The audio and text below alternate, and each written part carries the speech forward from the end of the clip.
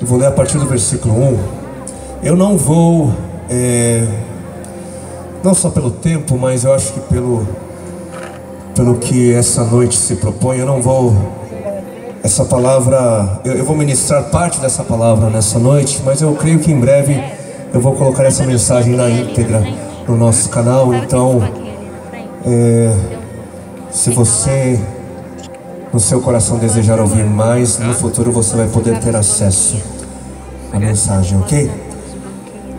Mas começa assim o texto: no ano em que o rei Uzias morreu, eu vi o Senhor assentado num alto trono e exaltado, e a aba de sua veste enchia o templo. Acima dele estavam serafins, cada um deles tinha 6 asas, com 2 cobriam o rosto, com 2 cobriam os pés, e com 2 voavam, e proclamavam uns aos outros: Santo, Santo, Santo é o Senhor dos exércitos, a terra inteira está cheia da sua glória.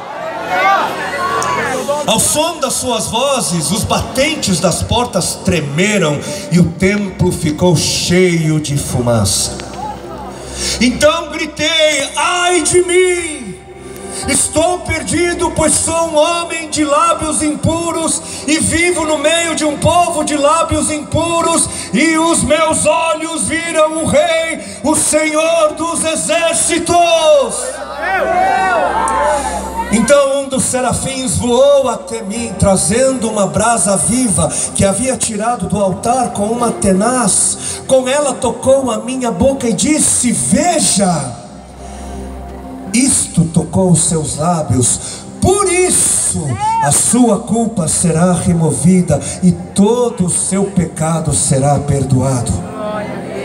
Então ouvi a voz do Senhor conclamando: a quem enviarei? Quem irá por nós? E eu respondi: eis-me aqui, envia-me a mim. Eis-me aqui, eis-nos aqui. O teu povo declara: eis-nos aqui, eis-nos aqui. Fala conosco, envia-nos, corresponderemos a tua palavra, ao teu chamado. Amém. Amém. Amém. Amém. Existem alguns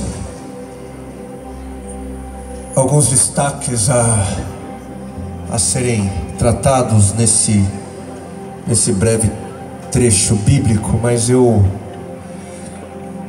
como eu disse, eu vou falar de apenas, eu teria 5 a princípio, mas eu vou falar de alguns. Eu não sei quantos eu vou falar, vamos sentir aqui, mas são destaques acerca do nosso chamado. E quanto ao primeiro destaque acerca do nosso chamado, eu quero trazer à tona ou falar sobre a qualidade dos chamados. A qualidade. Versículo 5, o profeta Isaías: então gritei: ai de mim, estou perdido, pois sou um homem de lábios impuros. Ai de mim, porque eu não tenho condições de estar na presença de Deus. Ai de mim, porque eu não tenho condições de ministrar a Deus. Ai de mim, porque eu não tenho condições de ministrar em nome de Deus. Ai de mim.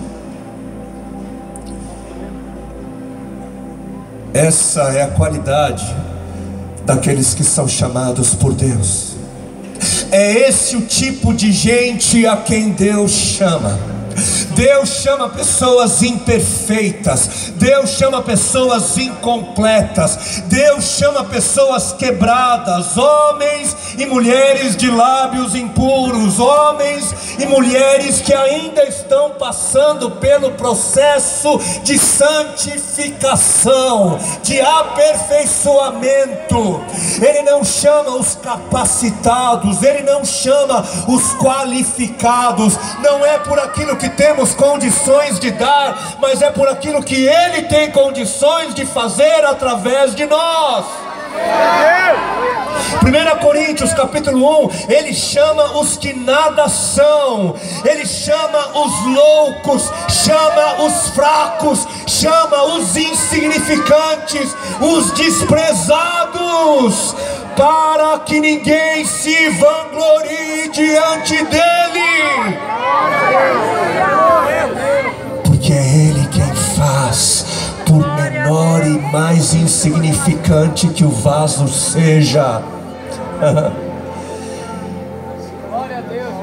Eu olho para esse texto e olho para a minha vida, para a minha história, e uau! Pouca gente sabe, mas eu cresci num ambiente de forma muito solitária, e eu nunca fui levado a desenvolver aptidões, ou essa aptidão é necessária para ser um comunicador. Para mim, 2 pessoas era uma multidão, e hoje eu me vejo falando, olha só o que a gente tem aqui, gente, nessa praça. Pouca gente sabe, eu sou filho de refugiados. A minha mãe é uma refugiada, ela fugiu daquela loucura da Coreia do Norte, conheceu meu pai no Brasil, e no começo eles moraram no Paraná.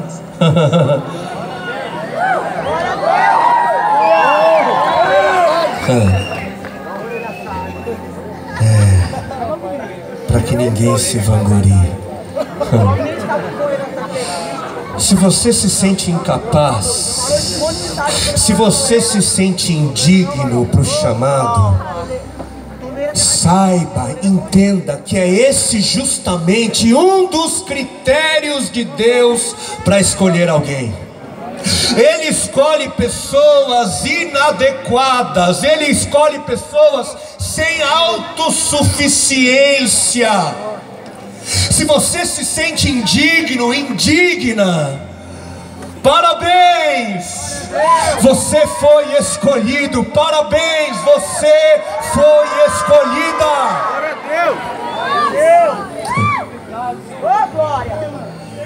E o segundo destaque que eu quero trazer do texto é a razão do chamado. Versículo 5. Então gritei: ai de mim, estou perdido, pois sou um homem de lábios impuros e vivo no meio de um povo de lábios impuros. Ai de mim, eu estou perdido, assim como este mundo ao meu redor está perdido. Ai de mim, porque a ira de Deus é algo real. Ai de mim, porque se existe algo que a cruz revela para a humanidade, é que Deus é terrível em sua justiça. Ai de mim, ai de mim, porque Deus não é como aquela figura de um idoso de cabelos grisalhos sentado num trono e achando tudo bonitinho que vê. Ai de mim, porque Deus não é Papai Noel. Glória a Deus.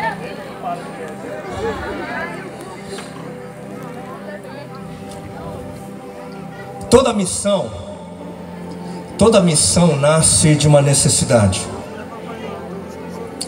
A missão de Cristo, a missão de Deus, nasceu de uma necessidade nossa também, da nossa necessidade de salvação.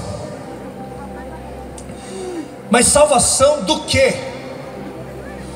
Do que é que precisávamos ser salvos? Ou do que este mundo precisa ser salvo? Romanos capítulo 5, versículo 9.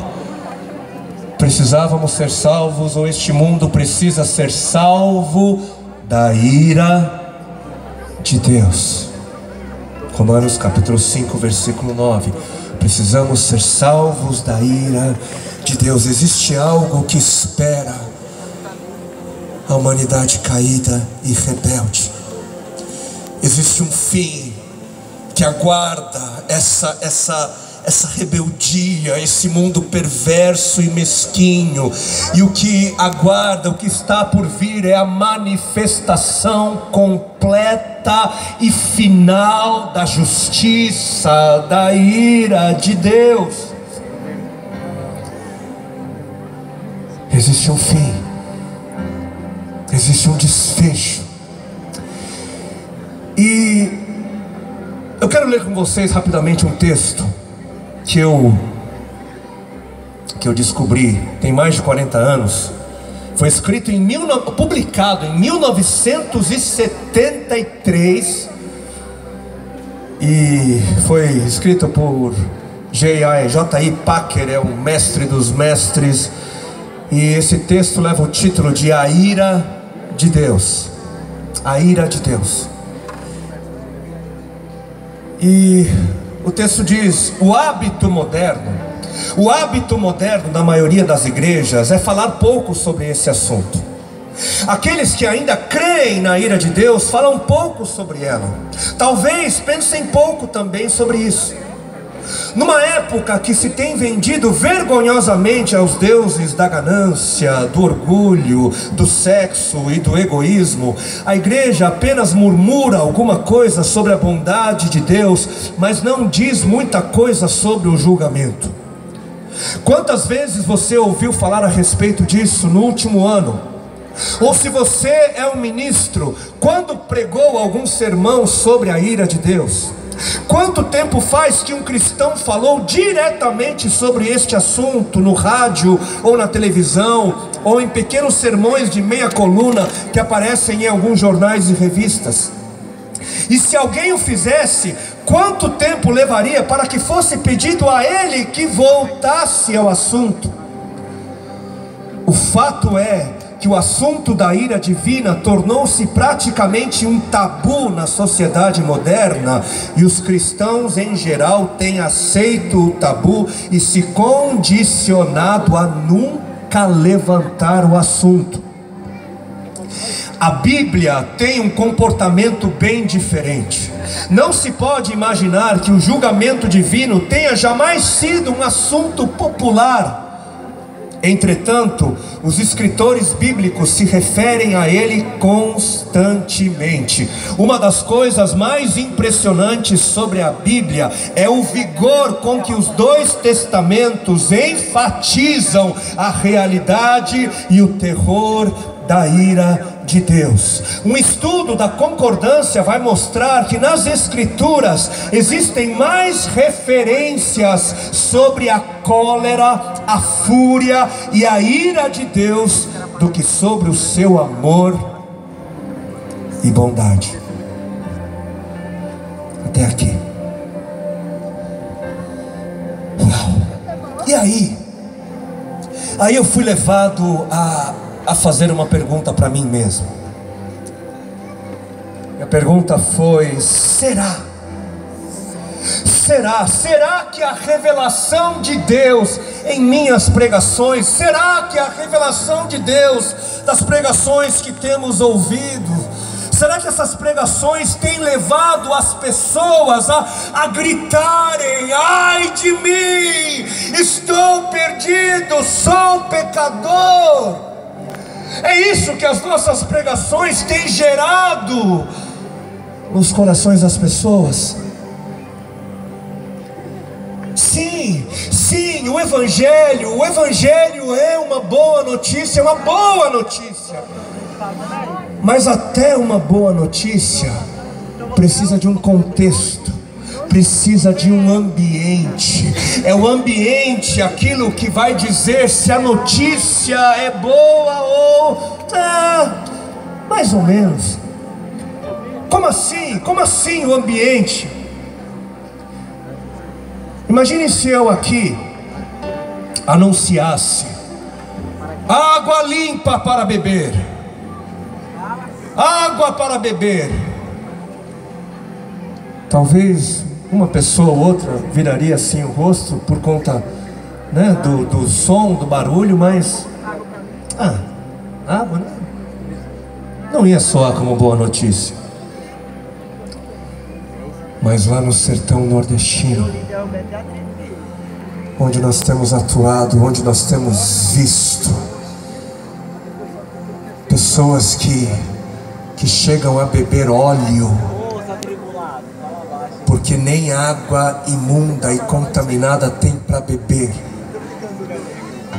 Ali onde existem pessoas que misturam uma água que nós não teríamos coragem de dar para o nosso cachorro, muito menos lavar os nossos carros, eles misturam aquela água com leite em pó nas mamadeiras dos seus filhos e netos. Ali a notícia ia ser ouvida com outros ouvidos. É por isso que sem essa visão clara de quem Ele é, sem entendermos de quem precisamos ser salvos, sem entendermos a santidade, a justiça, toda a consequência do pecado, sem entendermos esse ambiente, dificilmente nós vamos ver pessoas entusiasmadas com as boas notícias. Deus te ama. Eu sei.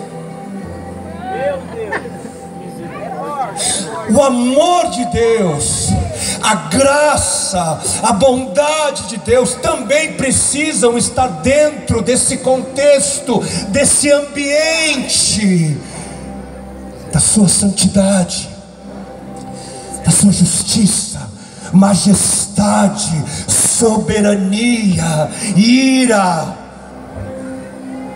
Senão o mundo não vai dar o devido valor à beleza do Evangelho. A notícia é boa. Ela é boa.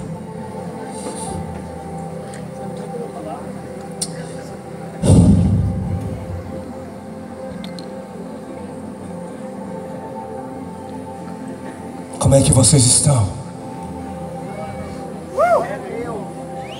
Vocês estão bem? Estão comigo? Me ouviriam só por mais alguns minutos? Então deixa eu falar sobre a responsabilidade do chamado, então. Nossa responsabilidade no chamado. No versículo 8, o profeta vai dizer, Isaías: então ouvi a voz do Senhor conclamando, bradando em alta voz: a quem enviarei? Quem irá por nós? Por conta do caráter da missão, por conta das características da missão, nesse brado de Deus: a quem enviarei? Quem irá por nós? Nessa conclamação está inclusa uma percepção, uma noção de preço, de custo que haveria de ser pago para que a missão fosse cumprida. Nesse brado do Senhor: a quem enviarei? Está incluso essa percepção do custo pelo chamado.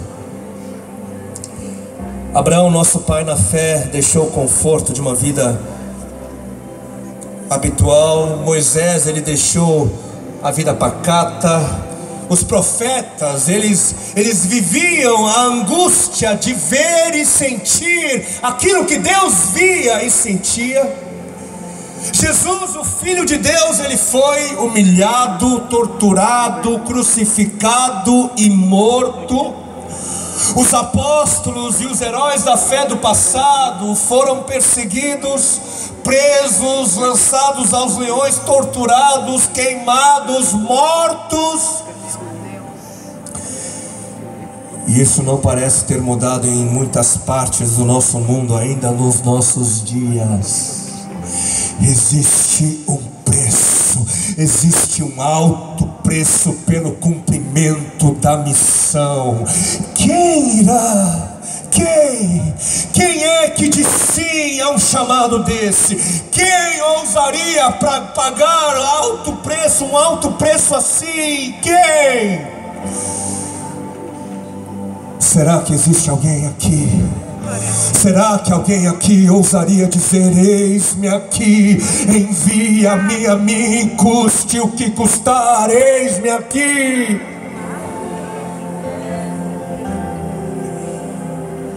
Porque dos tempos de Adão até os dias de hoje, o Senhor, Ele tem escrito a sua história de redenção e esperança através daqueles que têm dito sim. Um novo capítulo, uma nova história só vai ser possível se alguém se levantar e se apresentar e dizer: eis-me aqui.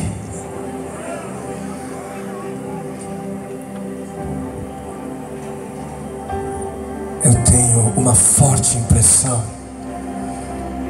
que Deus está à procura de gente que faz outro tipo de perguntas.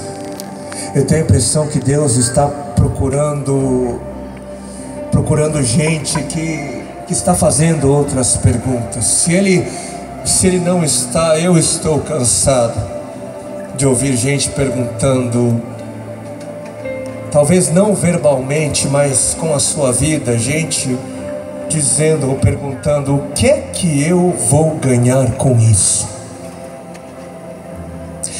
Quais serão os benefícios? Que vantagem eu vou obter se eu entrar nisso daí? Porque eu preciso seguir alimentando a fome do meu egoísmo, do meu individualismo. Eu creio que Deus está à procura de gente diferente, de pessoas que entenderam que Ele nos abençoa para que sejamos abençoadores. Deus nos abençoa para que possamos abençoar. Deus disse a Abraão, nosso pai na fé: te abençoarei e você será uma bênção nas nações. A bênção de Deus tinha um propósito além de Abraão, da mesma forma que as bênçãos que estão sobre nós hoje têm um propósito além de nós.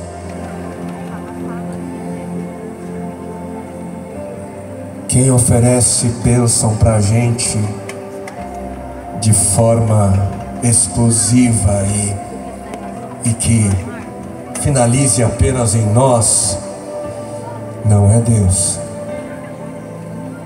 mas o diabo.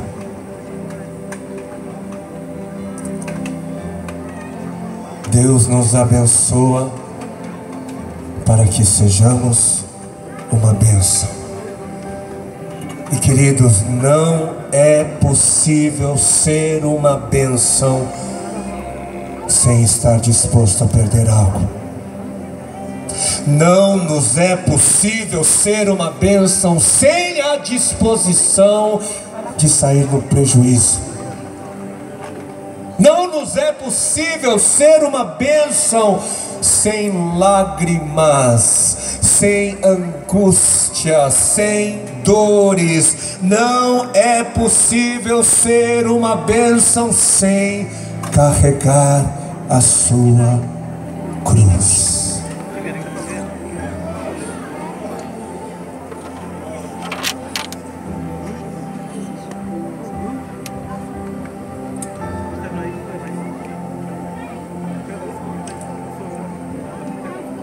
Vamos, curva sua cabeça, feche seus olhos e se perceba diante daquele que de eternidade em eternidade reina.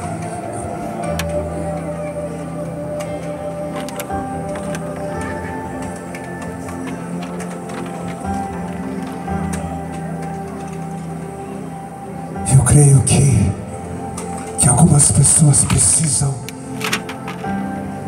responder assim como o profeta Isaías respondeu naquele dia, quando teve um encontro com a glória de Deus, quando teve um encontro com a revelação de Deus.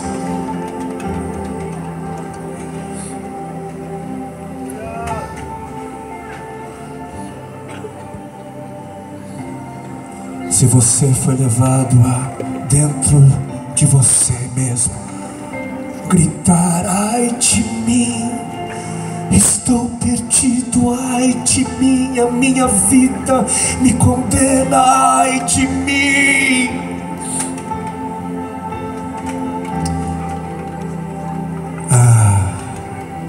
Saiba que você pode hoje responder: eis-me aqui, do jeito que você está.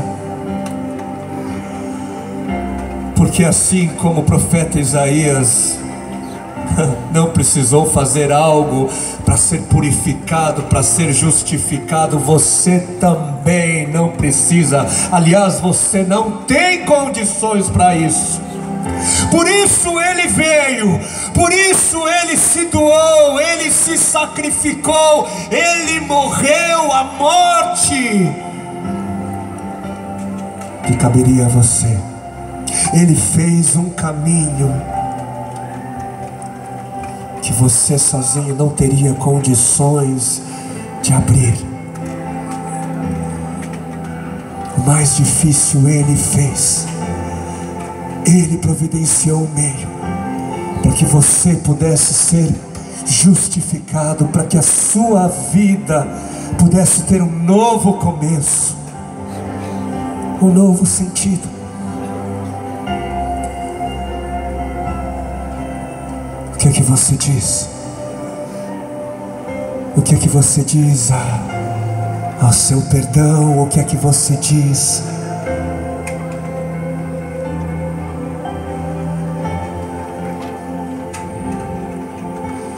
e se você já o conheceu, o viu e foi marcado por sua glória, pela revelação do seu ser,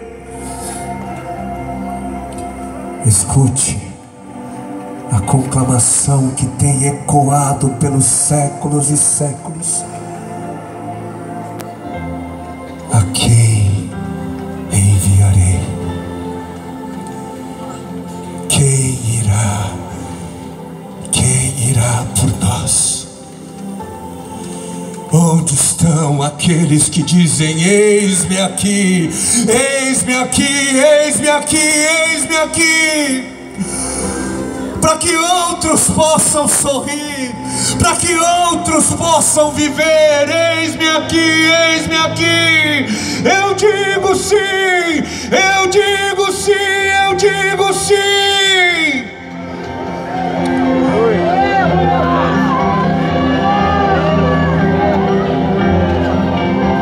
Para que o ferido seja sarado,